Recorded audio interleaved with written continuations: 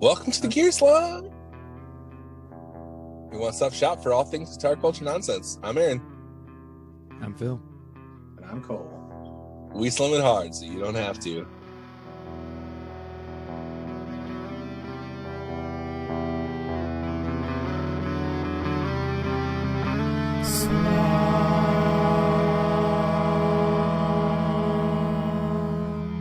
Cole, I really want you to talk about your recent film adventures.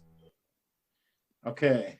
You've been doing some hardcore not hardcore films, but you've been doing hardcore criticism of regular films. I have been doing some of those, but I'd rather not talk about it on the pod. Dude, I was listening. Speaking of that, I was listening to the podcast about so the rewatchables were talking about Taxi Driver, and they started talking about, because there's like a scene in there where he takes a girl on a date to a porn theater, and they're like talking about just like the concept of a porn theater. Yeah. It's like the fact that ever existed is so weird. That was Sybil Shepherd. It was. And weirdly, like, I bet in some ways it was like, I don't know, the fact that it only happened. I mean, I guess it wasn't any less taboo back then than it is now. Maybe even more, because it was like out in public. That's why I think it was more stigma, because everyone was like public. Yeah. Like you had to be such a pervert. Yeah, like you went way out of your way. Yeah, Really, you couldn't just that you would pay money to go to a public you couldn't theater. just use your imagination like a normal person. I know. Oh man, that's weird. Anyway, so that's not the kind of work that you've been doing. No, but I have been. Well, I was going to try and make some. It wasn't Sybil Shepherd, but for some reason, they don't sound like Elizabeth Shue and Sybil Shepherd in my mind don't sound that different as actresses. Like their names? Yeah, but even like who's Or just Sybil their Shepherd? body of Because work. like I picture them both as being like wholesome girl next door type people. Is that accurate? I can't even picture who Sybil Shepherd is. I know, I picture her, but I literally do not know her career at all. Was she in Romancing the Stone? They honestly, okay, like here's the thing. Was that Sharon Stone? Look up No. Sybil Shepherd and Elizabeth Shue. They do not look that different. What? And granted, How like dare I you. know all actors like look somewhat similar because they have to be like conventionally attractive and all that, but they're pretty similar. Okay, Said I not think all actors. I'm gonna say Aaron. Oh, Aaron can't fact check me. Cole, fact check me on this. I'm gonna say they are 15 years apart. Oh, she's You in think? Psych. That's what I know her from. She's like the chief in Psych. Sybil No. Sybil No, Shepherd. she's his mom.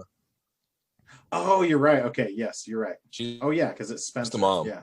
Sybil. She's in was- Moonlighting.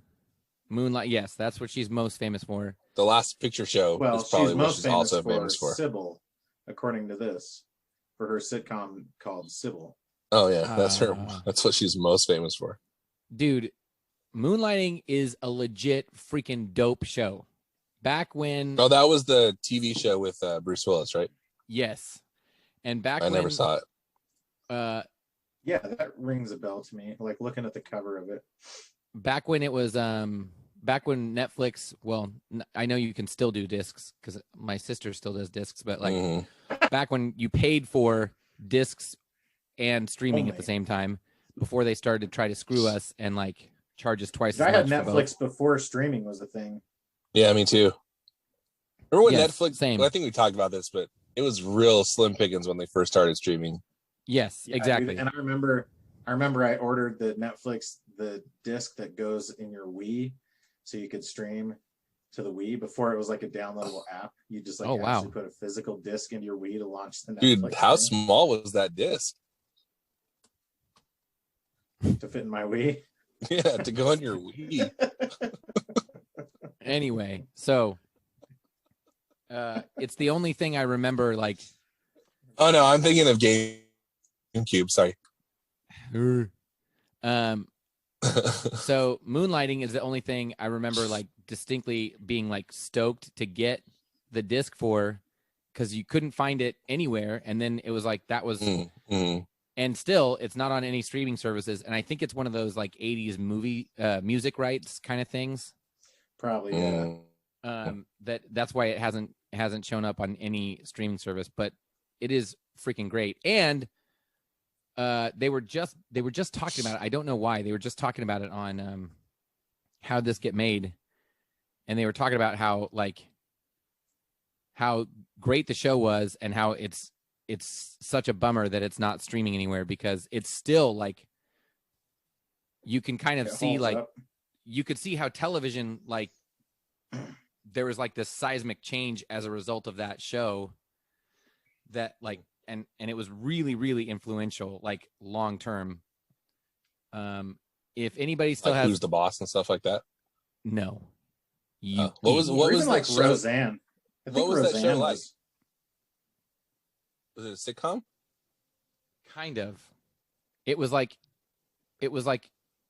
sort of a drama, but it was definitely funny, but it was like every episode was like a detective.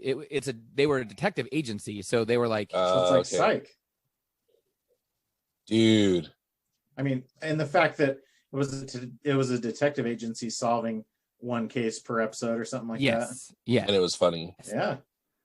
And it was funny. That's like I know that Psych has the obvious added piece of being psychic or supposedly psychic. I'm still not sure that he was actually psychic, but that's a different conversation. Verdict's out. Verdict's still out. We could talk about that for days. So the verdict is like it's interesting how similar that premise is. That those are like two of the things she's she's probably not that well known for her role in Psych, but she was in a lot of episodes. Yeah.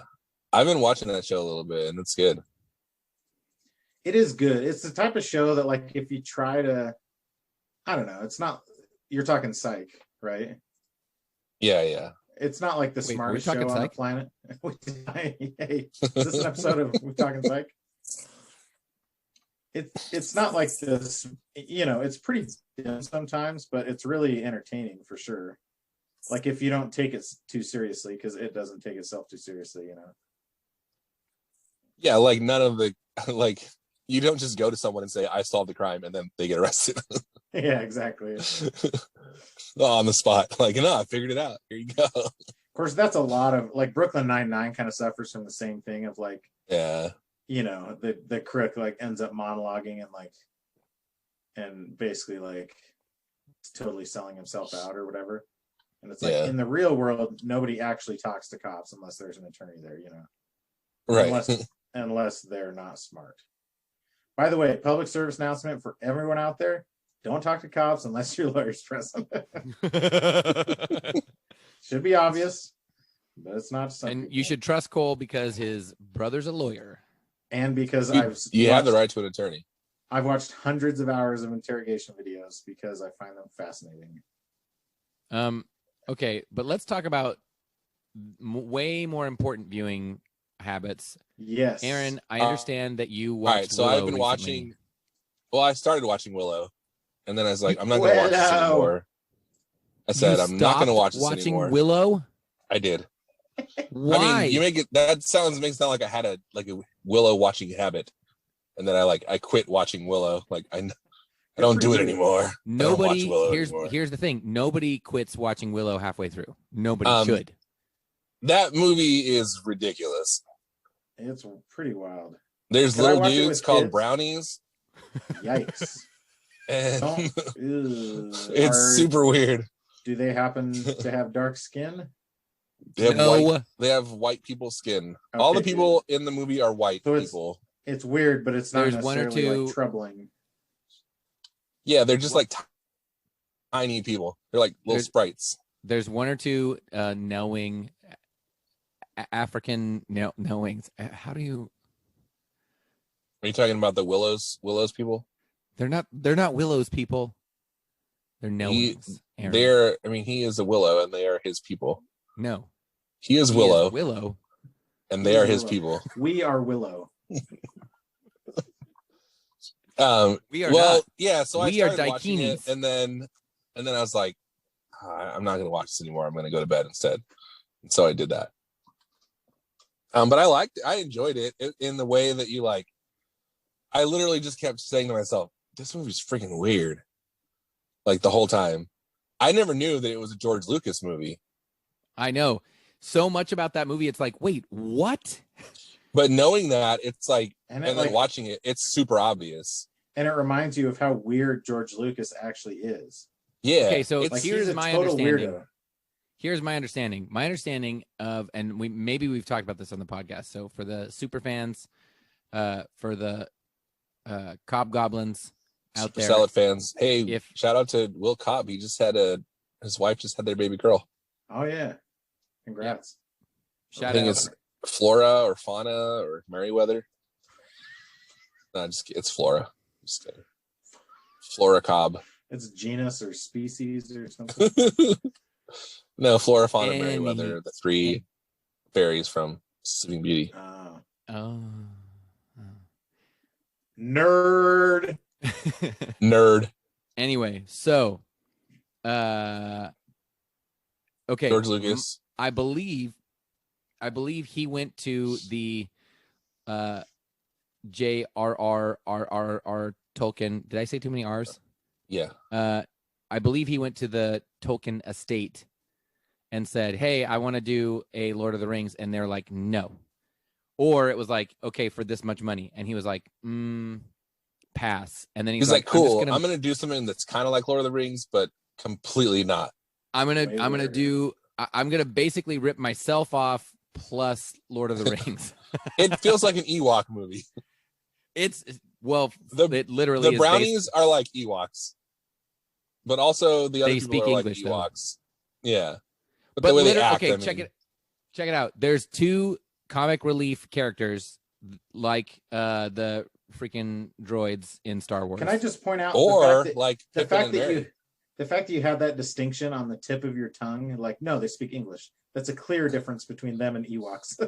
I know. That's Aaron. pretty great. I'm saying, like, they act like if you had like a translator on an Ewok, it would sound like a brownie. Yeah. Just like real young Girl Scouts. What point were you making? Just that I think it's really like to watch it knowing that information that George Lucas was like he really just wanted a Lord of the Rings. He wanted to make Lord of the Rings, and they're like, no. And then he's like, fine. And then he just did his own Lord of the Rings. I'll make something that's way worse. He tweaked a couple things to make it but way too many of the beats are like just straight up Lord of the Rings. So like watching it, I didn't know that when I was watching it, but when I was watching it, like more. So the movie itself is not as enjoyable as watching the movie and like noticing things about it. You're like, oh, dude, Val Kilmer's weird, or like, why are they doing this, or like, well, it's like you're watching it, like how they're doing the green screen thing.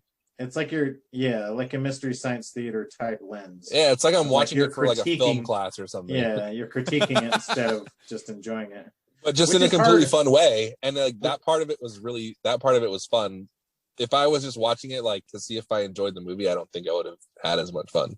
It's honestly, even though the movie's fine, it's hard not to do with old movies. I actually watched a couple of movies recently. I won't necessarily talk about them, but some older movies that hold up, somewhat well. Hold up. Hold up is my favorite town in Wisconsin. Do we want to talk about the movies that I watched? Yeah, we do. That's why I brought it up. Okay, so my wife and I made a spreadsheet of movies that we're going to start watching with our boys. Wait, your wife and you made a spreadsheet, or you made a spreadsheet that your wife kind of was involved with? She was there when I started jotting stuff down, What are you implying, Aaron? Nothing. My wife doesn't love spreadsheets as much as I do?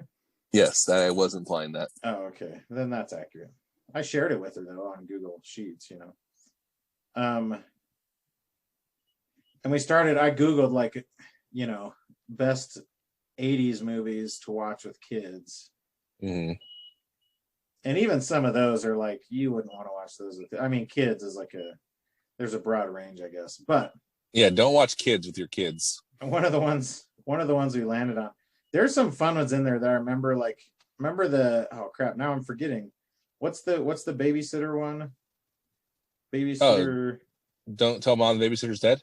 No, Adventures in Babysitting. Adventures in Babysitting. Oh yeah, Elizabeth Shue. I remember that being pretty fun. Oh, is it really? Yeah. Yes. Oh, that's bro. fun. That's a great movie. Wait, also the kid in that is in Don't Tell Mom the Babysitter's Dead. Yes. Whoa. This is Swanson. Full circle. Speaking of full circles, though. Oh, keep going, Phil. Well, I'm gonna say I learned in Babysitting. About, your boys are too young for Adventures in Babysitting. There's a lot of like weirdly sexual stuff in kids. My favorite part of Adventures in Babysitting that I always quote is when the girl's on the payphone, like in the train station, and the homeless guy goes, "Get out of my house." It's so funny. She looks down at the floor of the payphone and his slippers. Yeah, she kicks him out and she says, kicks him "You out. just moved." Yeah. Did she say that? Yes. Yeah. She slams the thing down. You just moved. Kicks a homeless guy out. Get out of my house. So yeah. Okay. Yeah, here, your kids are too young for that movie. Let me throw some at you. Are you ready? Wait, is Adventures in Babysitting? Is that part of the MCU? Oh, maybe. Because Thor is in it. Is that really Thor? Thor is really in it, dude. Crazy. Dude, I'm almost out of room. Your spreadsheet is almost out of room. That's not possible. Spreadsheet. Yeah, don't they just like go forever? No, I think there's like a max. It depends on how much RAM you have. There's like a maximum number. You hit the max number of columns before you hit the max number of rows. Okay, here we go. Movies for boys. Movies for boys. Okay, are you ready? I'm going to lay 2 on you right now. Okay. Explorers. Okay, I've never seen it. And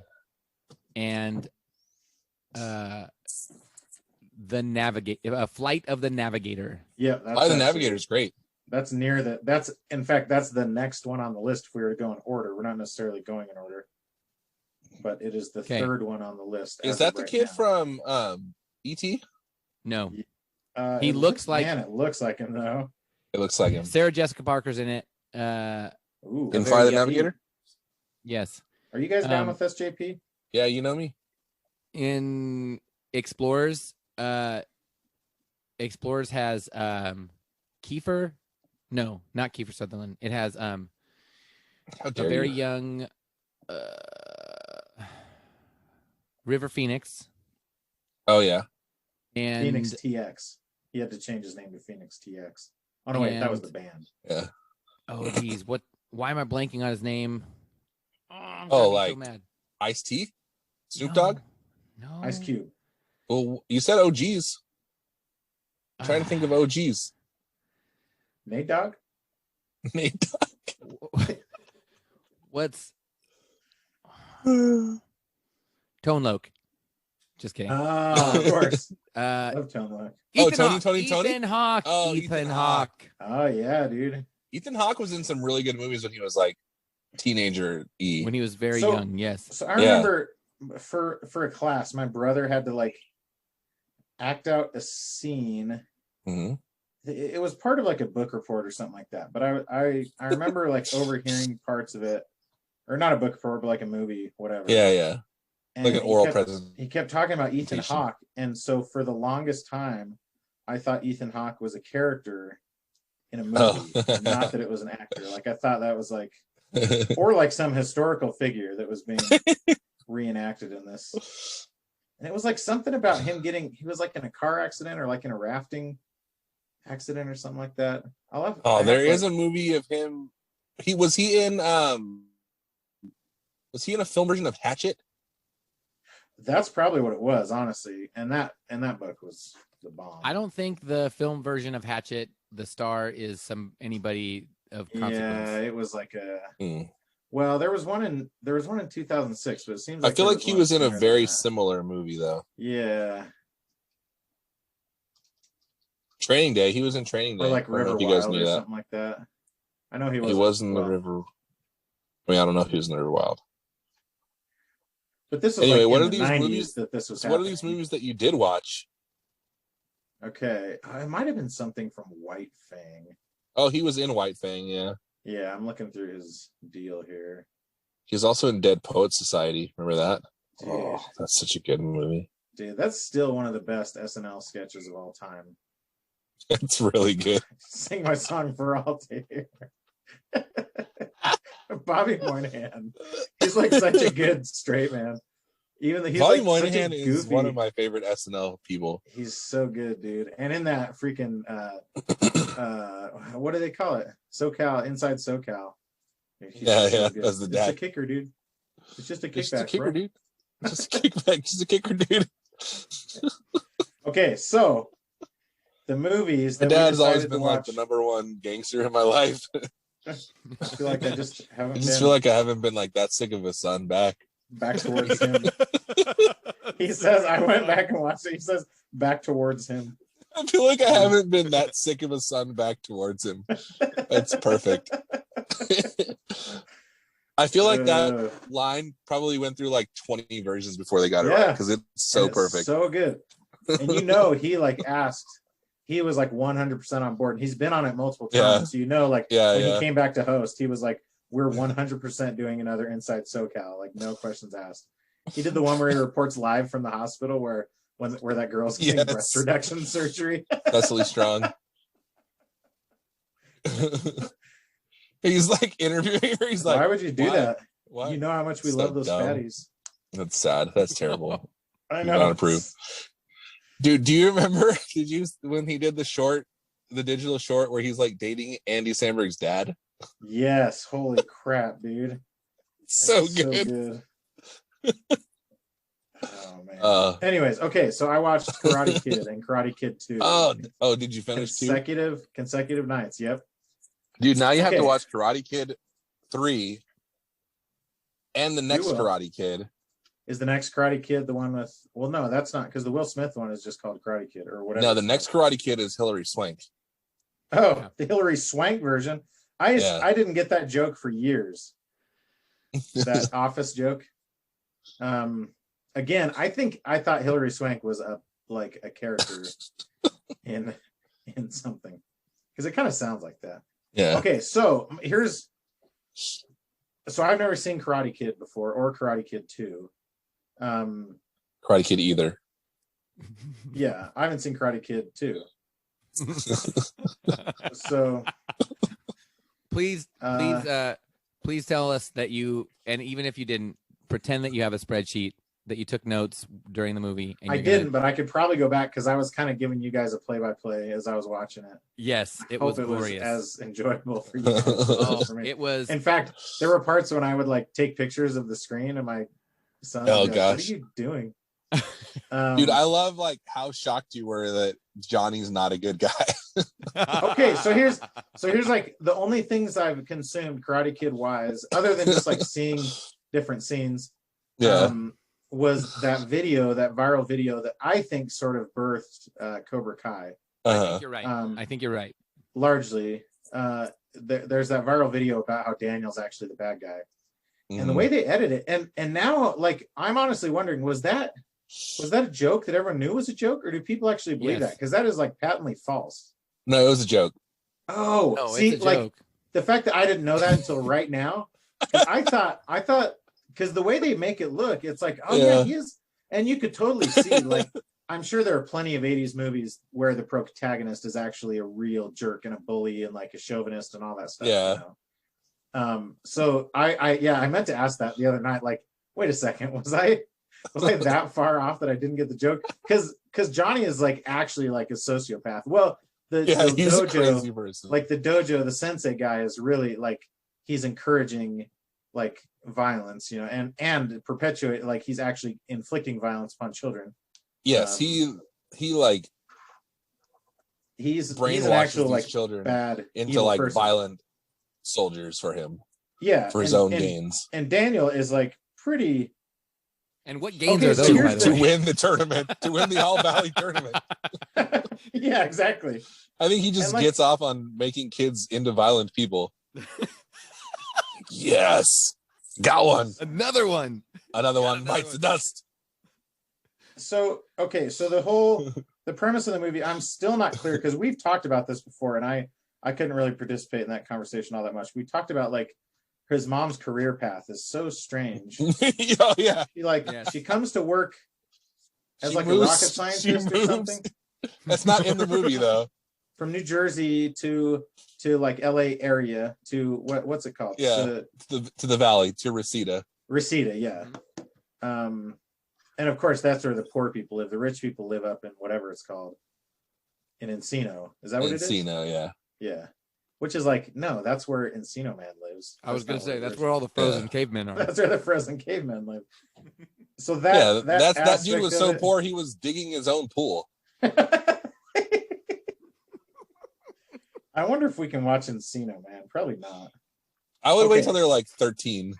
Dude, but I can't wait to watch like Billy Madison. I think we're almost, the problem is like my kids, like when I was a kid, kids are so pure. When I was a kid, I loved swearing. And so whenever I saw a movie that had swearing in it, I was like, I was getting away with something, I loved swearing. And they're going to be like, I don't appreciate this. Father. Excuse me, Father. So the movie, the love story in it, it's actually a pretty cute love story at first. Like so his mom moves across the country to become a waitress, basically. Yeah, but then she like, oh, you know where the real haps is up in Fresno. And it was, is that what she says? Well, no, but for Karate Kid 2, they move. It starts off. I won't jump into that she part, but I sent Luke gets and a Tim, boyfriend and moves or something. I sent Luke and Tim a message. Like the whole premise of the beginning of Karate Kid 2 is how undesirable Fresno is, and he's like, "Yeah, it's a perfect location. It can be the butt of California jokes, whether you're in Northern California or Southern California." Not true. Okay, they do have their own chili though. So she moves to, and there's so many aspects of the movie that are just unexplained. So like Mr. Miyagi, so she moves to be a waitress essentially from New Jersey to Southern California, which is a long way to go for in a car that doesn't start. That somehow, how do they make it that far? You just have to pop the clutch every time you want to go, every time you stop. But here, why were they stopping it anyways? Like, freaking leave the engine running, you lunatics. So they move into this little apartment building, and it's sleep. It's like the most stereotypical 80s Southern California vibe. That's like such a strong vibe, So it's like this apartment complex has a pool in the middle, but the pool's all ghetto and nasty and everything. Did you notice the friend that he makes right away? Did you notice his T-shirt? No, what did it say? It had two cartoon pigs. I don't know what the technical term for this position is. But porking? Were they porking? No, but the shirt says "Makin' Bacon." Oh, hilarious! And that's pretty good. And one cartoon pig has the other cartoon pig bent over. Yeah, piggy style. Yeah.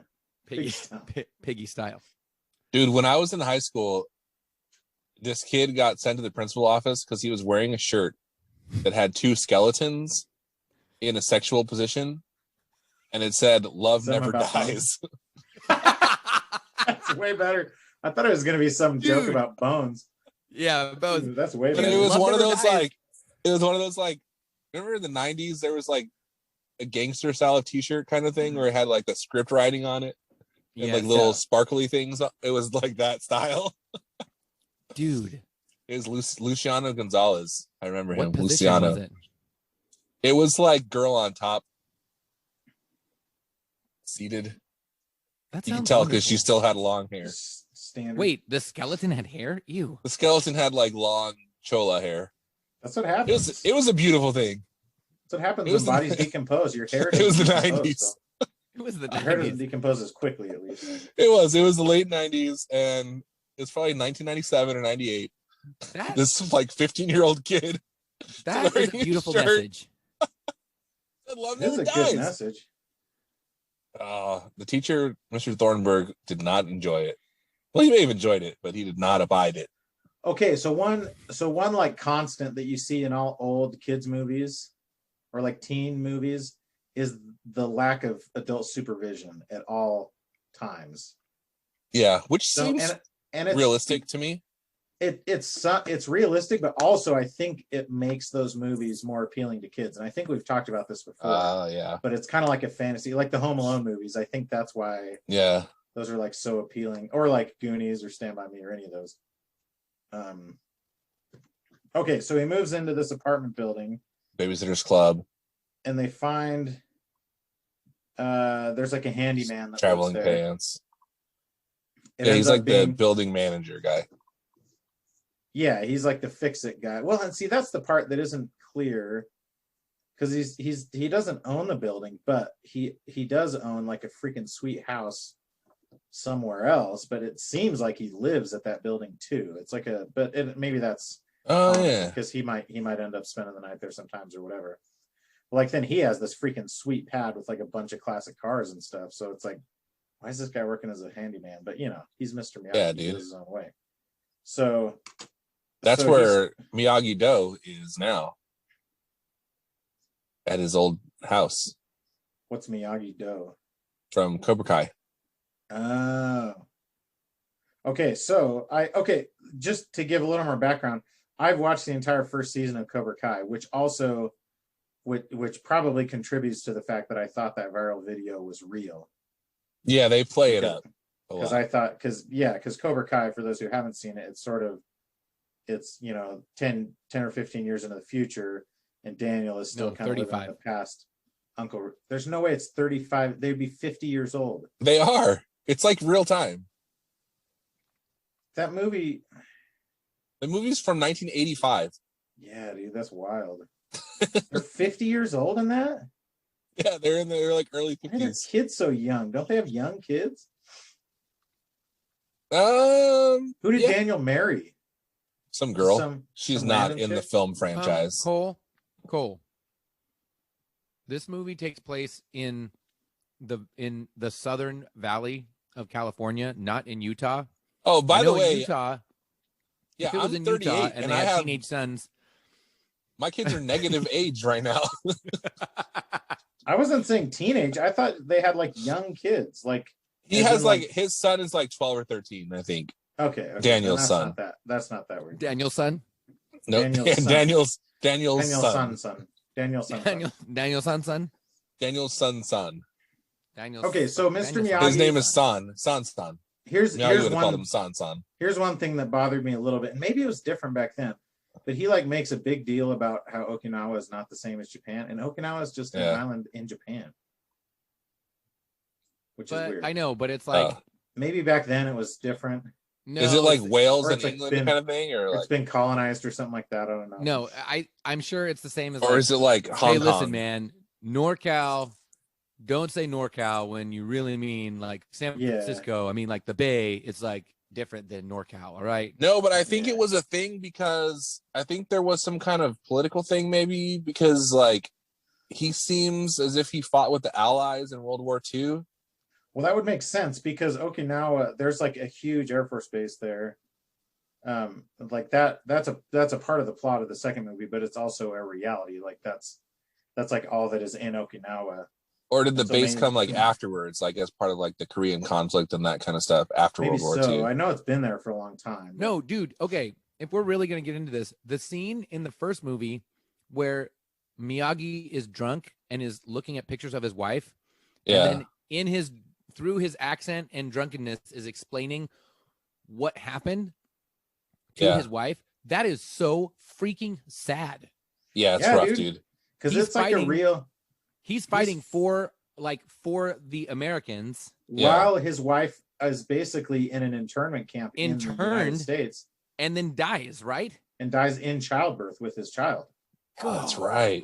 because doctors never came, even though he was like, and that's what his whole rant was like, this is the land, this is like the American dream, the land of the free, but doctors never came. Like, that was super real, dude. Dude, that's because healthcare is not a right. It's true. It's a privilege. Like, you think you have a right to have a that, baby? Dude. Like, screw you. Come on. Okay, yeah, so that scene is like about that super joke a little bit. And it's like sad that you're a bad person. It's also like super racist because he does not have that accent in real life.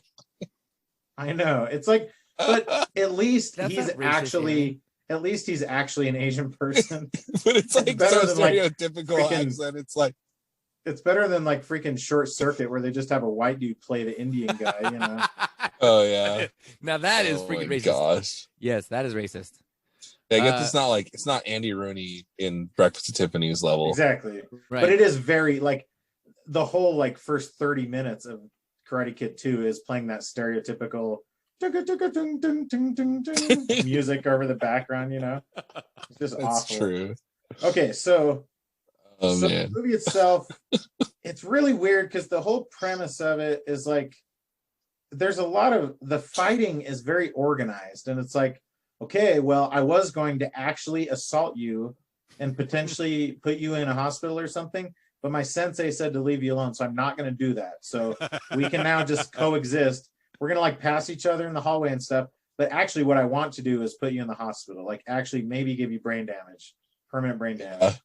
And it's like there's this weird level of like the guy's like a murderous psychopath, but he's also like he follows orders, you know. And Daniel also kind of goes a little nuts during that part. Like he's like, "Oh, I'm gonna mess with this guy now because he can't kill me yet, but I'm gonna like piss him off as much as possible." Yeah. Okay, so I have a couple complaints about the movie. No. All of the combat is just so terrible, and maybe it would have been different. It's like critiquing the special effects in Star Wars or something like that. Like at the time we hadn't, but at the same time, like Bruce Lee was doing pretty amazing stuff. So like Dude, but Mr. Miyagi, it's like he's fighting in slow motion or something.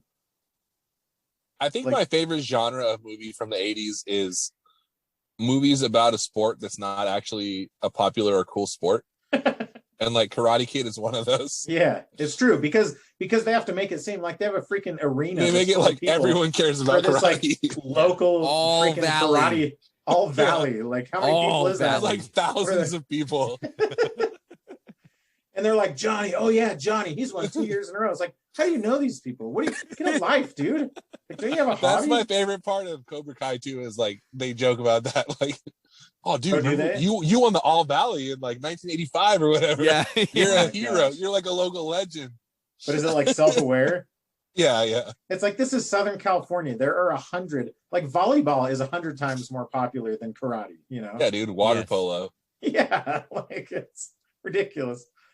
Okay, so all the fighting in it is terrible. Daniel's like, he looks ridiculous when he's fighting. His little stance, and he's like hopping around, and he's got his fists. He doesn't make fists. He like wraps his fingers up, but his fists are like flat. You know, dude, like that's a good. Tool, that's like dude. a thing. That's like tiger stance. No, it's not, dude. I don't know. Shut your mouth. You can't punch him. You can't punch someone with your middle knuckle. You like nobody punches like that. It's the weirdest. It's like a slap stance. The only thing that people might do is like the little up close punches that Bruce Lee would do, where he'd have his fingers out and then like not even going back, but just I'm doing it into the camera for all those who are watching the video podcast. The most shocking part of it. Okay, first of all, so it comes down to it's a tournament, right? So it's like a bracket style. Or if you're Daniel, it's a tournament. Tournament. Exactly. That's how they've been training. They've been training for this whole thing, and like everyone knows, like Daniel eventually blows up. Part of what's weird is like I sort of knew the big major pieces. Like I knew that he got frustrated at one point. That's like, I'm here to learn karate, and you're just making me do all the chores. And then he's like, oh, but when you did wax on, that was actually blocking a punch and blah blah blah. But like until the very end where he does that, or when he blows up at him, he's totally down with all of it. He's like, oh man, I love painting fences. That's my favorite thing to do. Oh, I'll wax your car all day. Like he never shows any kind of resistance to it until that very last piece, which is kind of weird. Okay, so then you get to the All Valley tournament, and one of the kids, they say these things as if, so like, first, what does he tell him to do? He's the first kid before Johnny fights him. He tells him like no mercy. He's like, put him in a body bag or something. Kid says that, yeah. It doesn't put him in a body bag, but the sensei tells the one kid to like actually hurt him. Like, take him out, basically. And as if like that's something you can decide, like, oh, I have a move that will permanently injure him, but I just don't usually use it, like, and you do the downward kick on the knee. Yeah, exactly. That's the move. Like it buckles it backwards every time, 100% of the time. And he jacks up his knee, but then immediately upon doing it, he runs up and he's like, I'm so sorry. I'm sorry. I didn't mean to do it. Yes, Cole, because he's conflicted. Dude, because he was in the Cobra Kai trance, but the trauma of that move like snapped him out of it. And he's like, what did I just do? So he goes through his character. Like, remember in the Mighty Ducks? 3 seconds. Remember in the Mighty Ducks when they say, I want you to take him out. Take out Banks. And then what is up the one kid hits him. What is up with these adults trying to injure children? And then as soon as they do it, the other kid's like, what'd you do? Yeah. Nice. Okay, so then he goes in and like the classic line, sweep the leg.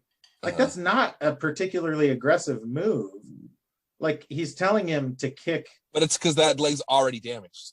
But he doesn't sweep it. He just kicks. He does a straight kick down on the knee to try and like injure it more. Like if you're sweeping the leg, that would be like a roundhouse kick down low, and it doesn't like it wouldn't. You just hop over it or something like that. So it's pretty dumb. And then he goes through the exact same. And I sent a video of it. Okay, so from the time he tells him no mercy, and then he's like put him in a body bag until credits roll. The leg is 40 seconds. I know. It is insane. And in that amount of time, they set up. Daniel goes into his crane stance. The crane move is the stupidest thing on the planet. It's you cannot defend either you do the crane move. That I'm quoting. Whoa! I'm quoting. So that's not racist if it's from a movie. It's maybe more offensive because I'm not Asian, but it is no less my accent than it is Pat Morita's accent. Yeah, so he's like Hawaiian or something. No can defend. If I can't get canceled, no can defend. Yeah, if he can't get canceled for it, then neither can I. And he's dead. Come on, Arnold. He got canceled by. You can cancel dead. Old age. But love never dies. But Pat Morita. Love never dies. But cancel culture. Yeah. Heroes live forever, but racists never die. What's the line from Sandlot? I can't remember. That's it. Remember, kid. And also, like that isn't heroes get remembered, kid, but legends never die. It is like an interesting thing because through our lens of today, and I know I'm like going down the road of like, a racist apologist or whatever, but like you can't just view everything through our lens of today. Like that is very troubling. Like honestly, to go back and watch his accent, knowing that that's not his real accent. Is pretty like not upsetting, but it's pretty off-putting, But at the time, because like, the character would have been just as effective if he just like used his regular accent. Yeah, but but it wouldn't have like still teach karate without talking. It should have been as effective, but it wouldn't have been as effective. Yeah, I guess they would have lost the whole because he wouldn't have had like the wise Okinawan girlfriend thing too. Bonsai tree and Yeah. All that stuff. Bonsai! Bonsai, Daniel-san! Wow, okay, so I did not do the accent. It's a really weird. You both did. It's a really weird. You're allowed to do it because you're 1/16 Filipino. That's true. It's a super weird ending because in my mind that was like the climax and it was going to build it up. And the move that he does to kick him, like he does this little kick, his crane kick. And it's like, oh, it's over. First of all, a kick to the face wasn't a point because it happened multiple times leading up to that, and nobody ever scored a point for it. You only got points for hits to the body, for one thing. They I think they explicitly state that in the rules. Yeah, like he should. Yeah, they like go over the rules as he gets there. So that shouldn't have been a win, anyways. And Cole, they make fun of that in Cobra Kai in the first season when he says, "Well, it wasn't an illegal hit." Or he says it wasn't. I need to see. I'll enjoy Cobra Kai so much more now, I think. Yes. You So will. Wait, and also like, were they tied? Yeah, it was 2-2. So it was like 3 Okay. points wins it. It was 2-2, and it was a pretty even match. But also like all the points, it's just like one person lunges at the other person. It's like there's no strategy involved. I don't know how this guy won. The All Valley tournament. Come on, that's a prestigious thing. I don't know how he won that thing 2 years in a row. And also like, how old is he? If he's winning it 2 years in a row and he's back for a third year, He's a senior now. Like, this is his last chance. 15, okay, 16, 17 or something probably. So it's very shocking because in my mind that was going to be this big climax. He does his dumb little kick. They award him the win, and Johnny runs in. I'm sorry, that was a good fight. I love you. Can you please kiss me? And then credits roll. It's just. Do they do a freeze? He says, "Is it free?" He says, "You're all right, credits? Russo." It's freeze on Yeah. Mr. Miyagi's smiling face. Yeah. Dude, I He's love like, that from the 80s close too. up on his face, and he's like, Yeah, the one thing it was missing was a song entitled Karate Kid that would play over the credits, you know? Because he's a karate kid. No, he's the best. He's got a Japanese friend. Okay, so then you told me that Karate Kid 2 starts with immediately that scene. Yes. That is not true. Karate Kid And 2 kind of does, starts doesn't it? with like 5 minutes. Oh, like a recap. It's like a recap. Yeah, it's like previously on Karate Kid. It really is. It seems it does, long, but like the story part of it starts there. Yes, but if you hadn't seen the movie in years or whatever, like you understand why they might do that. But when you just watch the movie the night before, it's a little like, okay, we already saw this. They go back through and do like 5 different scenes from Karate Kid 1. And it takes really? Because it is like several years later, minutes. and this is like before DVDs, so you don't like he was watch something the like old one before you go see the new one. He was something like 28 years old when they did Karate Kid 3. And they're calling it Karate Kid, and he's like 28 years old. Okay, so it actually doesn't even show any part of that scene, or it doesn't show the ending. It shows the crane kick, and then it cuts right to Mr. Miyagi standing where? Right outside the shower. Yeah. With a bunch of naked kids in there showering off. Really? Mr. Miyagi. Oh, at the tournament, yeah. At the tournament, yeah. If you don't know Gun Street Wiring Shop by now, you must be living in the dark ages. They are the premier hand-built wiring solution for all of your guitars. I have one in my Telecaster. I have a setup in there, 5-way. It's great. Have it in my Jazzmaster. It's amazing. I actually put it in my Epiphone Dot, brought the thing back to life. It's crazy. If you don't have it, you need it. Every guitar that you own will be better with Gun Street Wiring Shop. I promise. Also, if you join the street crew, you get a discount on the product, and I guarantee you'll enjoy it. If you get it and you don't like it, I will punch Cole in the face. That's my guarantee. Check it out right now at gunstreetwiringshop.com. And, did you guys ever take a shower in the shared showers at school? Well, I played football. Like after PE or something? Oh, football, okay. Yeah. We didn't it wasn't a normal thing after PE, but we would do it like the football team all would. And like looking back on it, like that was pretty weird. But it made sense. Like we had our weightlifting class first period, and then we had to go to school after that. So yeah, it would have been pretty raunchy. Okay, so then I remember doing it like once or twice, maybe, but super weird. And okay, so he wins the tournament. He goes outside, and all the kids, the sensei guy walks by, and there's a couple like bystanders there, you know, just like yokels or whatever. They're like, "Oh, get a load of this guy. He's a jerk. Oh, Daniel, give us an autograph," and all that stuff.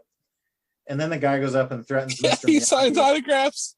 Yeah, because he won that. Is he like berating Johnny at that time? Yes, and Johnny, he's like something like, "I tried." And he's like, "I don't care if you tried, you freaking loser." Yeah. He's like, "I told you to kill this young child, and you didn't do it. You failed me." He goes, "You're nothing. You're a loser." Yeah. It's like the most heavy-handed writing ever. You're not even a has-been. You never was. And then he goes up and tries to fight Mr. Miyagi, throws like the 2 of the lamest punches ever, and Mr. Miyagi just jumps out of the way. He breaks a car window, pulls his hand back, and immediately it's like completely covered in dripping blood that is also like already cauterized and everything. I mean, it's like the most, and it's also got like, does it have like pieces of glass in the knuckle? It's like super gnarly, dude. And also, like, again, it's hard to look back at those special effects. At the time, it was probably pretty cool, and now it's like, dude, they just have like green or red corn syrup on his hand or whatever. And does that twice. Does it but they're standing between two cars. He punches the windows in both cars, so both of his hands are all bloody. Mm-hmm. Great combatant there. And then the entire plot of that movie. Oh yeah. Mr. Miyagi, it starts. Wait, Mr. Miyagi. Does Mr. Miyagi like take him down and like tweak his nose? Yes. Is that what you were about to say? Yes, that is. He says live or die. Choose life or death. And he starts live giving. Or die. He starts repeating. He starts repeating back the to him. Mercy is for the weak. He's doing the whole big long one. Yeah. It's not just the strike first, strike hard. No, we do not train to be merciful. Yeah, mercy is for the weak. Like the full fear does not exist in this dojo. And then he goes like he's and the guy's like staring at him like he's about to kill me. He's about to murder me in front of these children that came to watch this sporting event. In front of these minors in a parking lot. Yeah. There's probably 20,000 people around. Okay, but dude, like back up. Arena. Back up. When Johnny gets pissed at Kreese, because Kreese is like giving him all this crap, and he's like, "You're nothing. Remember, you're a loser." And he breaks his second place trophy. Yeah, throws it on the ground, and then Johnny like goes after him out of anger. But then Kreese immediately puts him in a chokehold and starts choking him to death. Yeah, and all of Johnny's friends are like, Sensei, stop! You're gonna kill him. And he's like, I can't stop. I have to kill him. And he's like in the public parking lot, strangling him to death. A child. And there's all these, and there's all of these witnesses going, please stop! You're gonna kill him. And then Mr. Miyagi steps in.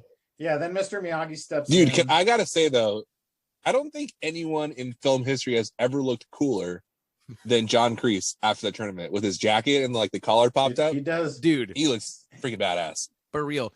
Did you know he's 72 years old? I believe it. Jeez. That means he was only like in his late 30s when that movie came out. Yeah, that sounds about right. He's a freaking Vietnam in my mind. In your mind, he's like 100 years old or like 60 or something. Yeah. But yeah. He was like our age. Yeah. So not only oh my gosh, I thought he was Phil's age. He was I'm older than him. Yeah. I'm older than him in that movie. I'm probably older than Kreese is in that movie. Picture me, even now, he looks like he's like 50 years old. Picture me trying to murder a 17-year-old kid, and then immediately when a 70-year-old man tries to defend him, I try and murder that man. Like Mr. Miyagi is like this frail little old man. Like to any bystander looking on. That's like helpful though, because I was like trying to figure out how does this guy look as good as he does in Cobra Kai, but because I was thinking he was like 50 in Karate Kid. Okay. But he wasn't. He was like 30 in his 30s. So it's like this is like Karate 80 years old. So then they go through and you can tell, like, again, I'm like critiquing it instead of just enjoying the movie. It cuts to like it's after prom night. And it's like it was made like 4 years after the first one. Yeah, so I think by this point they try and say, I think they say he's a senior now, but the way it's cut, it makes it look like it's right after the tournament. Because I think it's supposed to be like the same year. Yeah, like that's like a few months later. But it talks about how, okay, first of all, like he mentions at one point, I could have sworn he mentioned he's like 18, the following year. But he got his driver's license in the first one, so he was only 16 in the first one. But they're quick to explain away, like, oh, freaking Allie, not only did she crash my car, because he pulls up to Mr. Miyagi's house with his car that he gave him, Oh yeah. And the fender's all dented. He's like, but then she fell in love with some guy from UCLA, and what happened is like she went on to bigger and better things with their career and didn't want to be in Karate Kid 2, so they had to like write her out quickly, and bro, it's like what happens like in sitcoms freaking, or whatever. yes, exactly, like freaking. Well, I mean, okay, but the entire plot of the second movie was basically probably created around the fact that she was not going to be in it. Yeah, like certainly a decent amount. Well, and I mean, part of it was probably like, hey, we want to go shoot on location in some tropical place or whatever. I don't know that they're actually shooting in Okinawa, but the whole movie takes place in Okinawa. But yeah, you can tell that like they knew from day one that she was not going to be a part of it, because the part of it is him falling in love with. Okay, so here's like the biggest problem. We had to Google and figure out, because what happens is they find out Mr. Miyagi's dad is dying. And then he tells this story about, oh, well, actually, my best friend when I was a kid, here's a picture of him, my best friend, we were in love with the same girl, Sato. But he was like, they had an arranged marriage with this girl, like my friend did. I professed they did? The two guys did? Yeah. This girl was polyamorous. It was really open in Japan back in the 40s.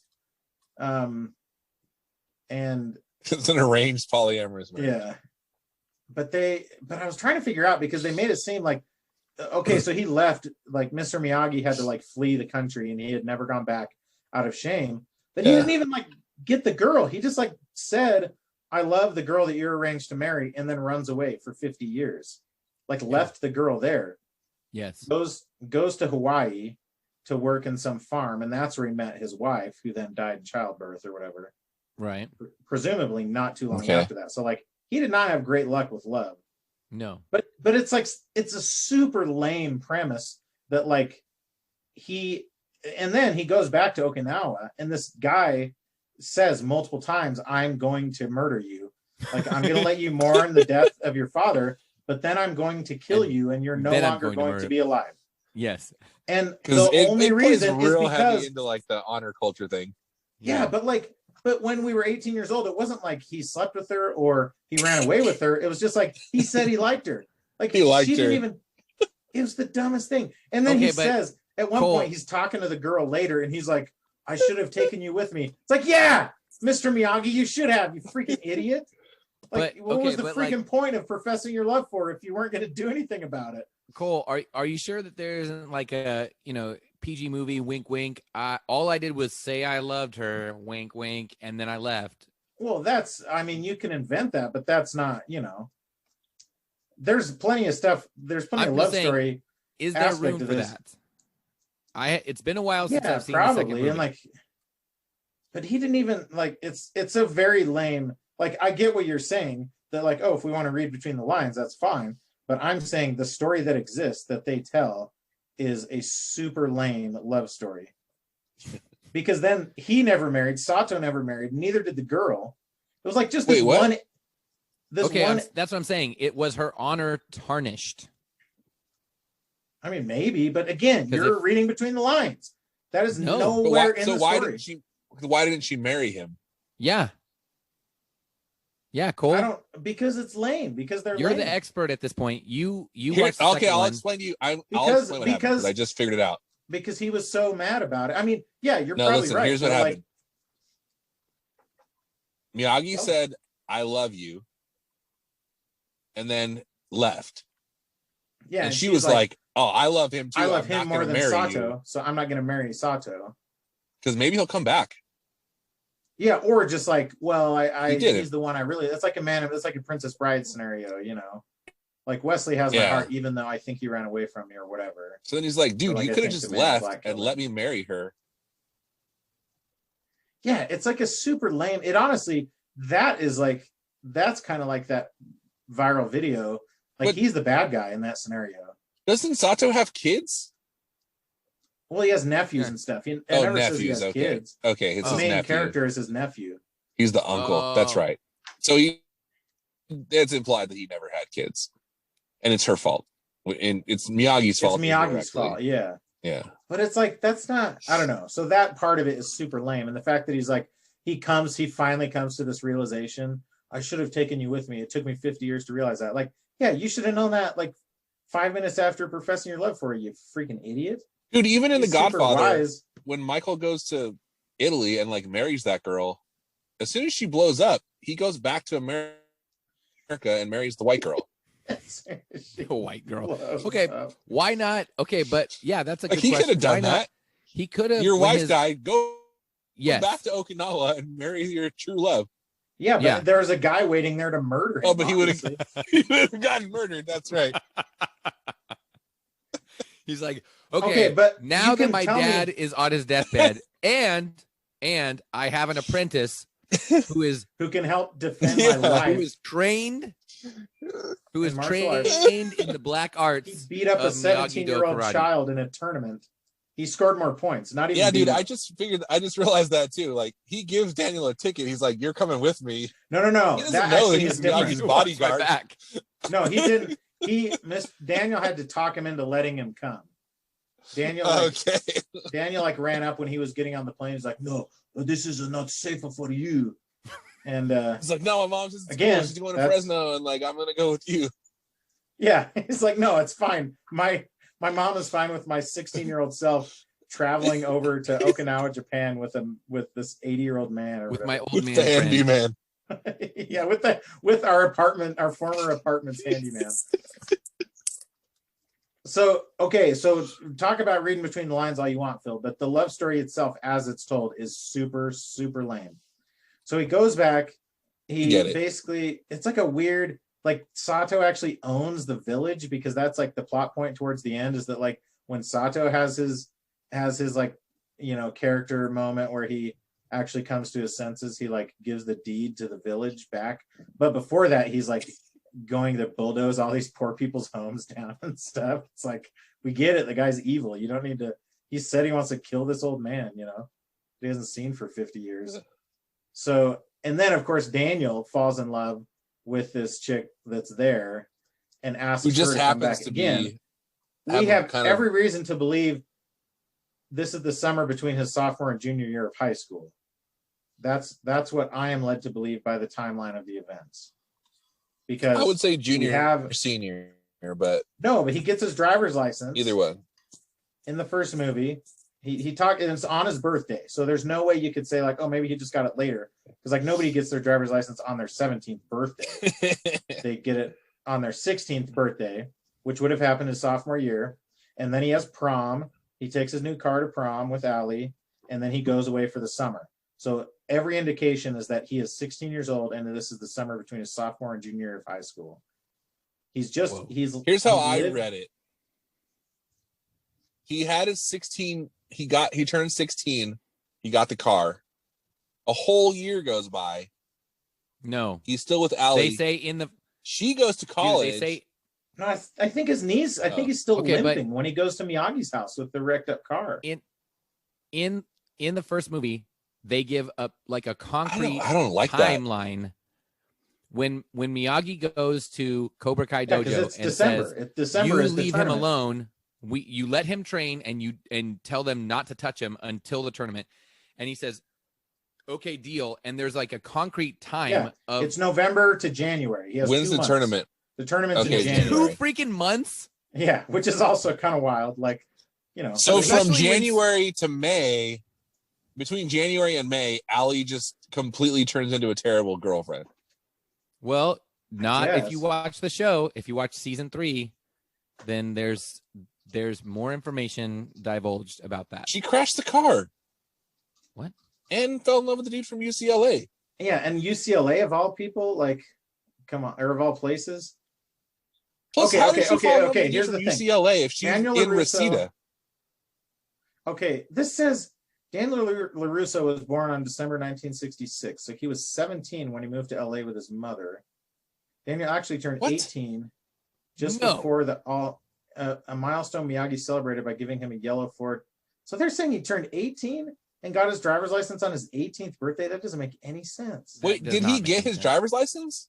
Yeah, he shows it to him, and it's like a Yes. flimsy piece of paper. Yeah, he goes, check it out, check it. Yeah, He's like, check out this license I got 2 years ago. No, he says, I You just want got to my like give me a driver's car license. or something? Yeah, so that makes Cool. no, that doesn't work. So I this got is my just- driver's license when I turned 18. Choose. No, I got it. I understand because Daniel's poor. It sounds like you're saying he couldn't afford driver's training. He couldn't afford driver's training. Okay, but again, so he never 80s, learned. In the 80s, that was not a requirement. But what I'm saying is that it wouldn't have been on his birthday. Like it would have just been some time after. No, here's what I'm saying. No, because as soon as you turn 18, you can get your license without any training. No, dude, in the 80s, you totally could. In 86, the requirements were very freaking low. It was pass the test. However you want to pass the test, you can pass the test. Okay. I mean, you were there. You remember. I do. Your students probably, he told you about it back. You probably had like that car that looks just like Danielson's car, but like when it was new. What? Okay, you were the Miyagi character. Yeah, so this on Daniel's what website are you looking at? Birthday. I mean, there's a bunch. This is like Wikipedia. Dude, while training, Daniel develops a relationship with Ali. Miyagi also gives Daniel his yellow Ford Super Deluxe convertible as a gift on his 18th birthday as a reward for getting his driver's license. I don't know anything that says that he was born in 66. They must mention it in the movie. Okay, weird. So he's 18 years old. That still is a little bit weird that they go and also the timeline of Karate Kid 2 is pretty well mapped out too, because he gets there, he says, you have 1 day to see your father and then I'm going to murder you. And then his father dies and his last move is like, he calls them both in and he puts their hands together. He like grabs both their hands and makes them shake hands and then dies immediately, like, and dies. And Is he like adopted Miyagi's father? Like trained him too, right? Yeah, Miyagi, and which was like an exception because Miyagi's only trained family, and Mr. Miyagi asked him to make an exception for Sato, and he taught him all he knew, and then he, whatever with his. I mean, Mr. Miyagi, not much for tradition because he just trained some random kid that lived in his apartment complex. He's like, yeah. Sorry, we only trained family, or some Italian kid. I don't know. You look kind of fit. Some Italian kid from New Jersey. Some kid learning karate out of a book. Okay, so Miyagi intervenes in the fees, blah, blah, blah. Okay, so it is. Okay, so that is after his senior prom. So in theory, this is just between. So the tournament takes place. I'm pretty sure. Okay, December. Okay, the All Valley tournament's December 19th. So that takes place. Then they go to senior prom. Yeah. But this whole thing about him getting his driver's license on his 18th birthday, I still don't buy that. That's BS. I don't buy that either. But apparently that's what happened. So even if we were to say he's 18 years old, so he goes. Wait a minute. At the beginning of the first movie, Johnny says, now this is Johnny, so they're not necessarily the same age, but Johnny says to his friends, they're all on their motorbikes right before they accost. Yeah, senior year. He says, he goes, ex-degenerate. He goes, one of his friends says, you're a degenerate. And he goes, no, ex-degenerate.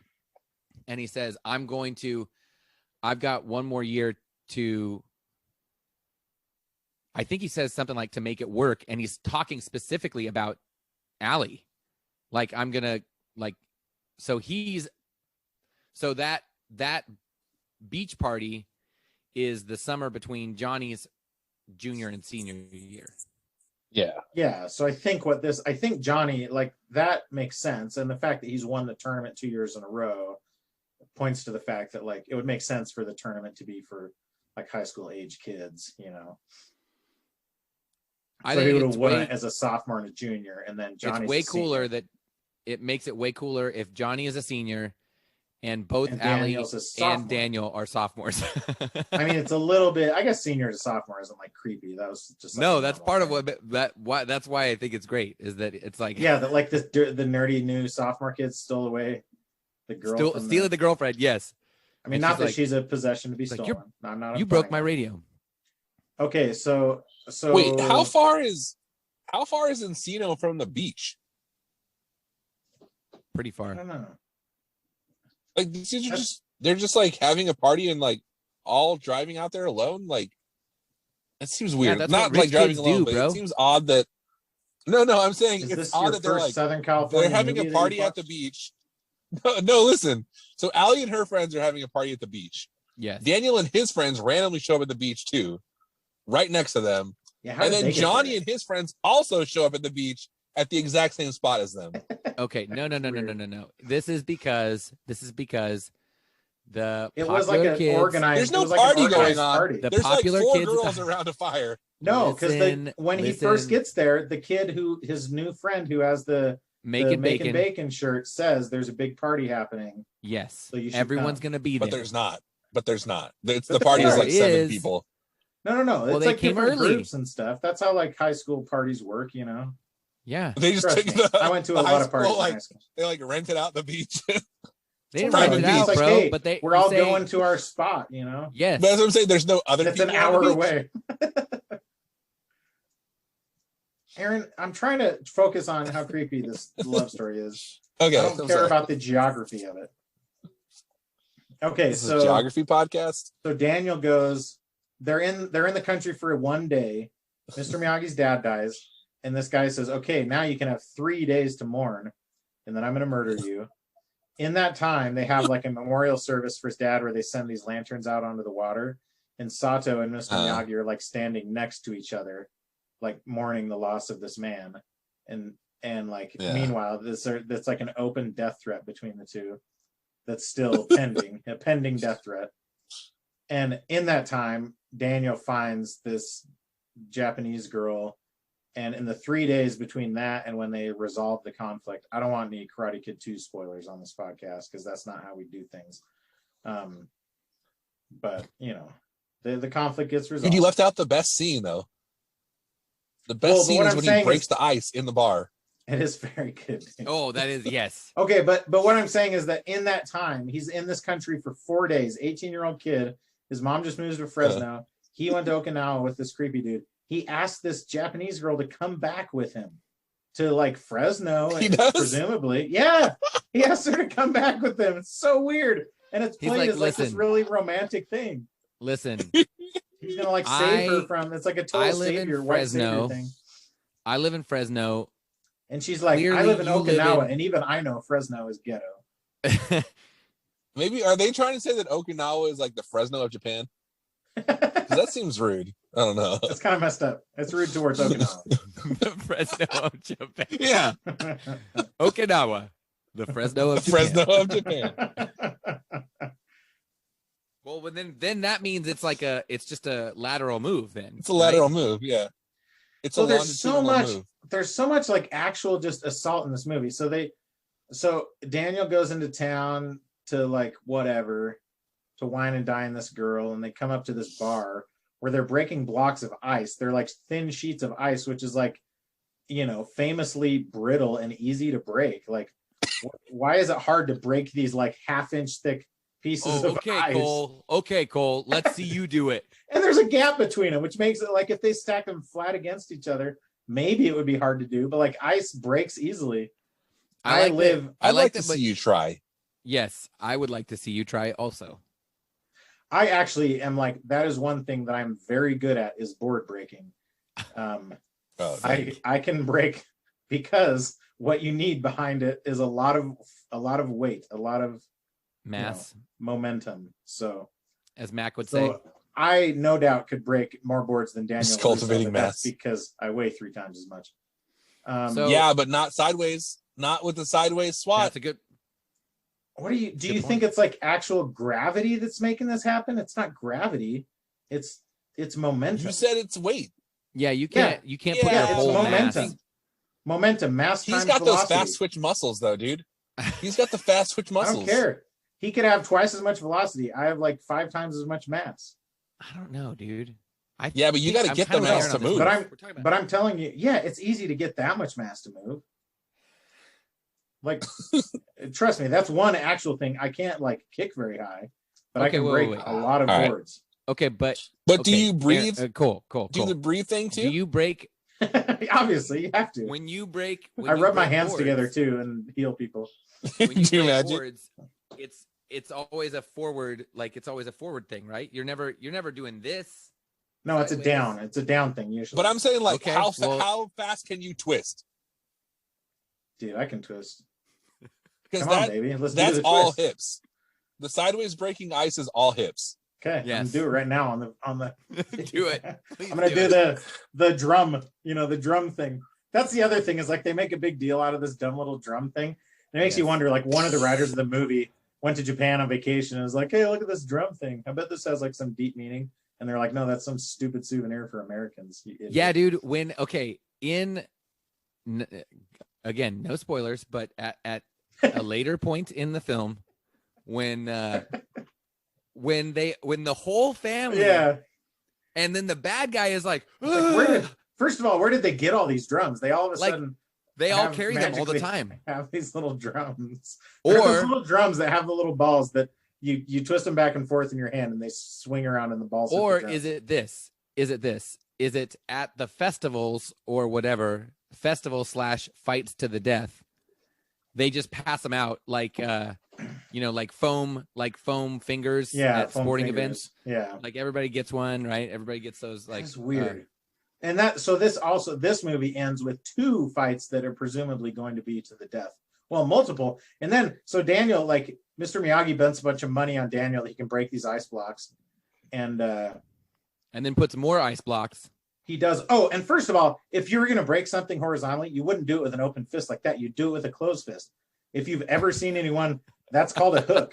Like that's how you punch. You never see someone in a freaking boxing match hit with the edge of their hand against for the face. viewers at home. Cole is demonstrating in the camera. So he swings his hand across as if, again, it's like he's holding. No, but it's low. It's his at hip phone, level. talking on. Yes, it's at Yeah, but still, you'd get a lot more force from just a closed fist with your knuckles. Exactly. It's like he's talking on speakerphone, like he's a middle-aged person talking on speakerphone, holding their phone like it's a platter. A boomer with established in Karate Kid 1 that Daniel-san cannot make a traditional fist. He's incapable of a closed fist punch. If he tried to punch that closed fist, he would just break his finger. That's actually one thing he has to do the side swipe. That's actually one thing that's fascinating. In all of the sparring you see in this movie, nobody is ever wearing gloves. Like bare fist sparring never happens. And I have a feeling it also never happened in the 80s either. Because that is like, you can hurt somebody very easily when you're just swinging bare fists around, But I guess they didn't care. They were trying to kill each other. So yeah, dude. There's murder threats happening. So Daniel breaks up ice blocks, and Mr. Miyagi wins a bunch of money because they were betting on it. And the guy, it's so funny. They do everything they can to make these people seem evil. One of the early scenes. So Sato, his nephew, is like one of the main characters. He's like selling, it's like a scene out of like some Bible video that you would see with like, right? He's like weighing these vegetables that the people are selling and buying these vegetables from the farmers. And Daniel walks up, like cheating, and, accidentally knocks one of the weights off and then picks it up and breaks it. And it's like, oh, the weight is fake. Like he's been robbing us because it's like a balance, Yeah. So like, the weight was lighter than it was supposed to be, and he's been cheating these people. And so his whole thing, the whole movie is like, I need to get my honor back because you stole my honor. It's like, well, you were cheating these people. You had no honor. Yeah, and then he wins the bet against that same guy, and so that guy comes back and like tries to kill him to get his money back, tries to murder him again. And then that's like the climactic scene, or one of them is that guy. And he never has a change of heart. Because there's like the thing where Daniel, yeah. Do we need to? Well, bro, check this out, Cole. The actor who plays him, Yuji Okamoto, is an Eagle Scout. Is he? What? Yeah, dude. There's no honor in that. He would never cheat people out of their vegetable money then. No. And he never like in Okinawa stays in Okinawa. The climactic scene where everyone becomes good in like the blink of an eye in these Karate Kid movies. It's like Daniel, there's a big storm and Daniel has to run out to try and save someone who had like climbed up a tower. Like maybe when there's a storm, just don't climb up a tower, you stupid child. He goes out there to like he goes out there to save this kid because it's not even like there's a like a dwelling at the top of it or something. Like this kid just went. She's afraid. She's afraid of tidal. She's like a cat. She's like a cat. Oh, so she's going to high ground. It is interesting that this shows like how little the writers they run to get in this bunker for this like hurricane in theory, and the bunker is below ground with windows in it. Like that's not where you want to be in a hurricane, dude. Like, that's a tornado shelter. That's not a hurricane shelter. So he runs out, and Sato is like, you need to go save, help Daniel save this kid. And he's like, no, I can't. I can't have the same, character arc that you have had in the last 3 seconds. And where he's you like, became a good person. Just let the record show that was as racist as my accent that I was doing. Is me making that sound racist? I feel like equally it kind of is. We're in the same boat. We're in the same boat now. I will not become good, he said. Yeah, essentially. He's like, my character. He literally says that? I will not become good. No. Might as well. Oh. Okay. Not actually. And then in the climactic scene, he says it with his actions. He does the same. Daniel does the same thing to that guy that Miyagi did at the very beginning, where he is. Yeah, because they're supposed to fight. They're supposed to fight to the death on this. And all these people around watching, like, okay, children, we're about to see an 18-year-old kid, one of these two 18-year-old kids die in front of our eyes, and what we're gonna do is spin these little drums back and forth. Yes. Like that's how we're going to react to this. In approval for the foreigner. Because we're hoping that the one kid dies instead of the other one. Well, because the one kid was stealing their vegetable money. Like the preferred outcome. He's like the town criminal. Isn't that no kids die? He's like the sheriff of Nottingham. Yeah. Yes. Exactly. Yes. No. At no point are the adults in town going, you know what? We should jump in and break this up so no minors die. Yeah. Because they're like, we want that kid to die hard because he stole money from us. You really hope this American kid that Miyagi brought back can kill murder this guy that we don't like. Murder him with his bare hands in front of us by smashing the bridge of his nose into his brain. Yeah, while we watch from 20 feet away. And my son's even made the comment. So it's like this. It's on this like round like platform that's probably like 20 feet or 30 feet wide or whatever, and it has kind of a moat around it. Yeah. And Daniel has to come across. He's gonna kill the bad guy. The cousin is gonna kill, or the nephew is gonna kill the girl that Daniel's fallen in love with. Oh, right. You need to come over here and fight me. Yeah. Why is he gonna kill her? Oh, because he's mad because he's like, yeah, it's a hostage. She's a hostage, yeah. It's your classic. I know that you love her. He's like, I got to get my honor back, so I'm holding this girl hostage until you. And he even says that. Daniel even says like, that's not going to get your honor back, and he's like, I don't care. So he's like, okay, come across. I don't understand honor. And he's like, and throw the bridge down. So Daniel walks across this little bridge and then throws it into the water. Oh yeah. And my son. But it's like a 3-foot moat. Yeah, like you can just jump over it. It's just water. They could just like swim across it, or just they could even jump. It's like not even far enough. They could just jump. This is my 12-year-old child. It's symbolic. Saw this like gaping plot hole. Okay, wait a minute, Cole. Well, if you leave the island, you lose your honor, though. What is it when Daniel when the bad guy, the young bad guy says, "Get over here so I can fight you," and Daniel starts to get up, and then Miyagi is like, "Wait a minute." Like, what does he say to him? It's something about. He says, "Sweep the leg." No. It's something about like this is for real. Oh yeah, like you need like you are going. One of you two is going to die. To kill this guy. And he doesn't try and talk him out of it. He's not like, he goes, "Hey, no, let's try and make this situation so." He's like, "Dude, let's just go back to America."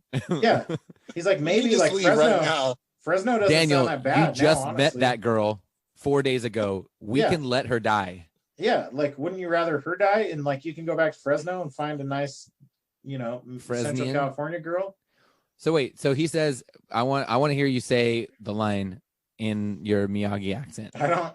Just say it in your voice. I don't remember. In Cole voice. Oh. I think he says, "This fight for real." Oh. This fight for real. This fight for real, which is like it's a good like ending line of a chorus of like a, an 80s song or whatever. This fight for real. Is it? But it's something along those lines. It's basically like, hey, all these other times, like when this person has tried to kill you, like this one is actually going to result in one of your 2 deaths. Right. Although, I mean, or he says something like, it's not a tournament. This isn't a tournament. Yeah. Yeah, totally. And he's like, you mean tournament?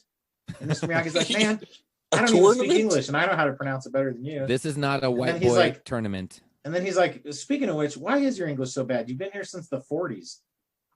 How have you not? Anyways.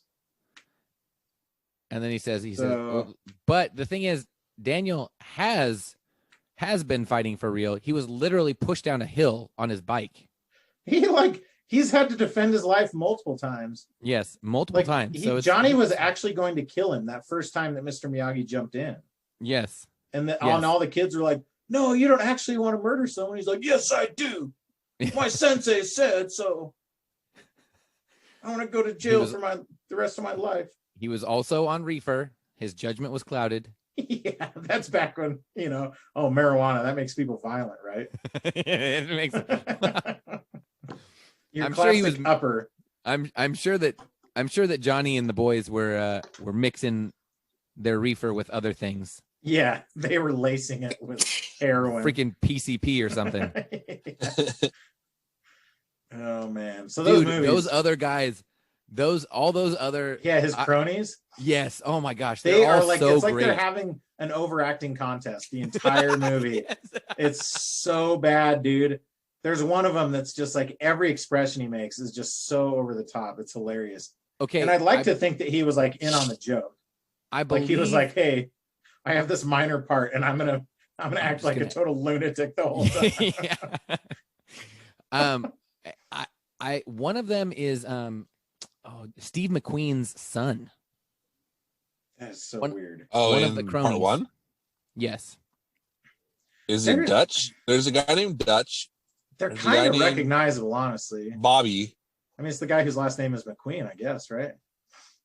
The one dude kind of looks like with the pig nose. That dude was always like the coolest one in my mind because he's like has the best lines, like "Get my body back." Yeah, he is the one. Cole, and he's like, you have to he has catch all up. the over the top lines. Cole, you have to catch up on the show. You have to watch season 2 and season 3. Dude. Well, I still have to watch Karate Kid 3. No, okay, no, you don't. You have to watch season 2 and 3 and then watch Karate Kid 3 of Cobra Kai. No, you got to watch Karate Kid 3 because it's like insane. Yes, but it's not relevant to the plot. No, they pretend, Mr. Miyagi? They pretend like it didn't happen. No. Dude. Can I give you one spoiler? Daniel-san goes rogue. Oh, dude, he turns bad? Not exactly, but kind of. He does kind of go bad. But listen, Mr. Miyagi refuses to train him, so another guy trains him. And says, and he's an adult man. We're talking about this. He's an adult man, and he says, and I'm pretty sure it's the same guy who's the bad guy in Three Ninjas. He says, you ruined my best friend John Kreese's life.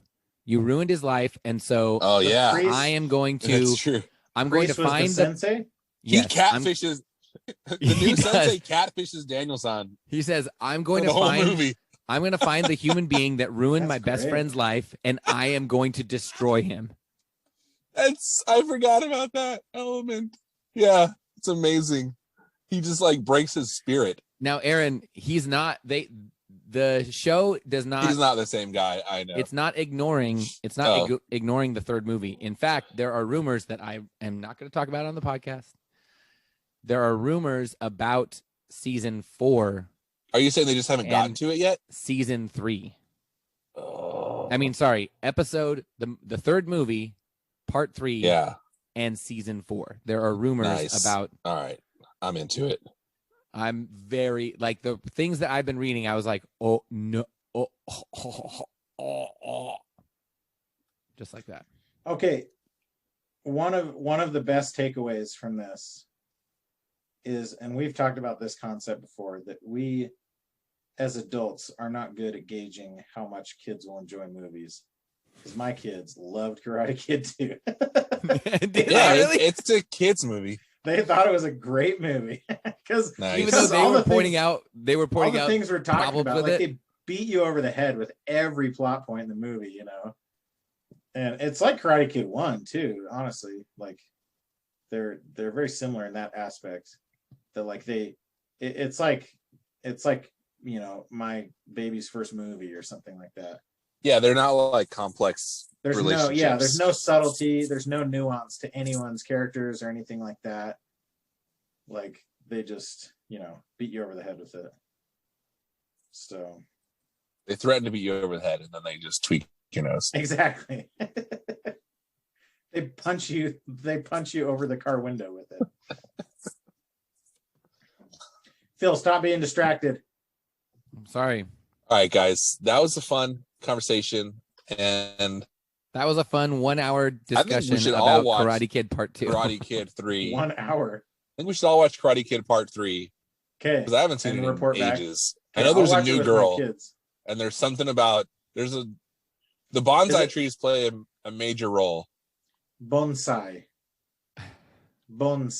Okay, so where Dude, can we watch? Bonsai is ready. Isn't his name Bonesaw? Oh, Bonesaw is ready. Are you talking about in Spider-Man? the movie Running Man? What are you talking about? No, in Spider-Man. Spider-Man. When the guy that freaking Randy Savage plays, the wrestling guy. Bonesaw is ready. What? Doesn't he say that? Spider-Man? The Spider-Man, the first Tobey Maguire Spider-Man, when he goes to that weird, like, I don't remember underground Randy Savage being in. Oh my gosh, I do remember what you're talking about. He goes to like some weird like UFC.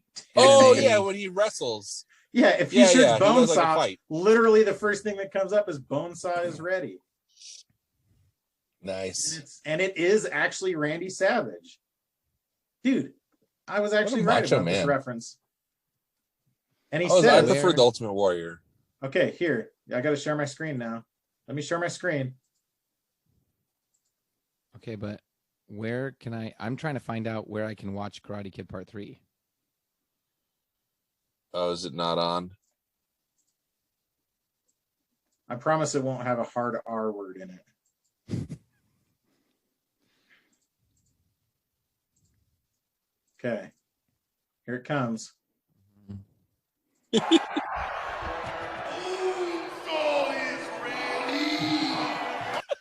See? That's a solid impression on my part. You were very, very close. That was really good. Okay, I needed some accolades for that. So Bonsai. Right. So your homework is to find Karate Kid 3. I don't know. It's on all of them are on Amazon. Okay, it's on Amazon Prime because all three of them are. And I want you guys to report back on how loud the commercials for free, though? are as you're watching. I mean, it's on Prime? It's free, but it has commercials in it, and the commercials are 100 times louder than the movie. Is it on like IMDb TV or something? Through Amazon Prime?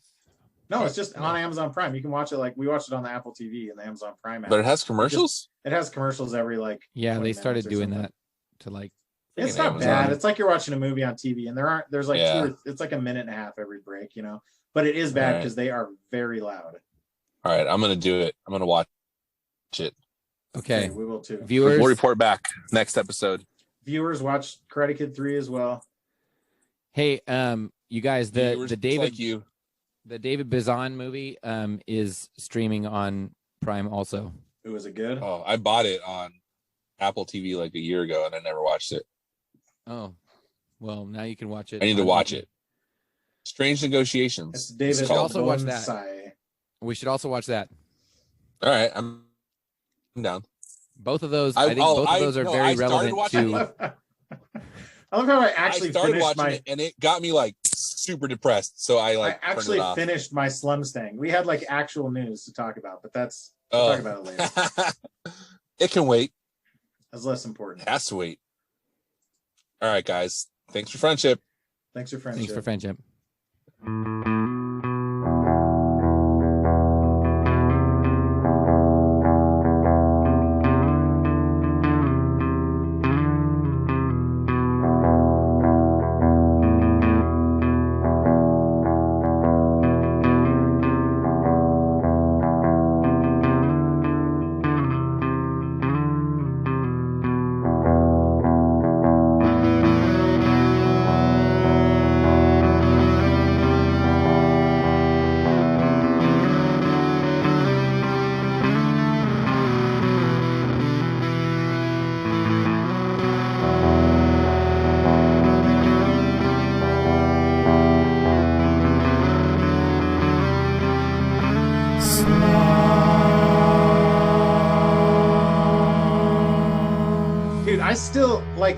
still it blows my mind because I came to that realization the other night. Like, wait a second.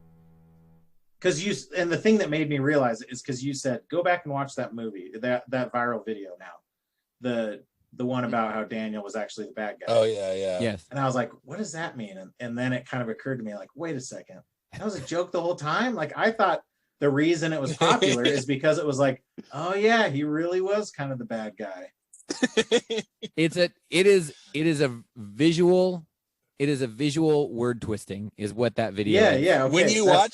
When you watch Cobra Kai, it's kind of like, dude, why is Daniel's kind of overreacting to this whole thing? He's not.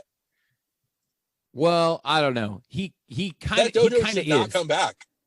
Okay, but he kind of freaking is though, because he's minding his own business. But He's a successful dude. He looks up and he sees the Cobra Kai dojo, and then he's like, yeah, what? And then he goes and he knocks on the door, and he's like, and he walks in, and then Johnny's they tried to kill him when he was a child.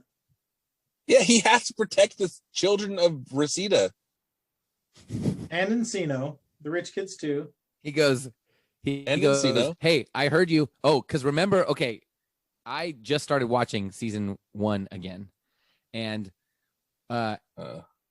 here's what happens: is Daniel's daughter has the freaking bully that beat up Miguel.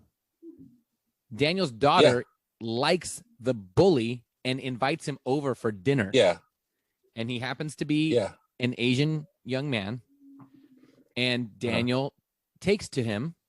The goofiest MFer ever. Being Asian. Like the goofiest bully of all time.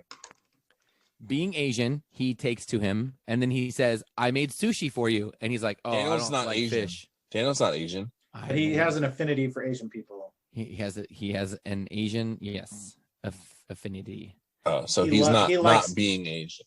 He's like, I want to have affinity Asian people.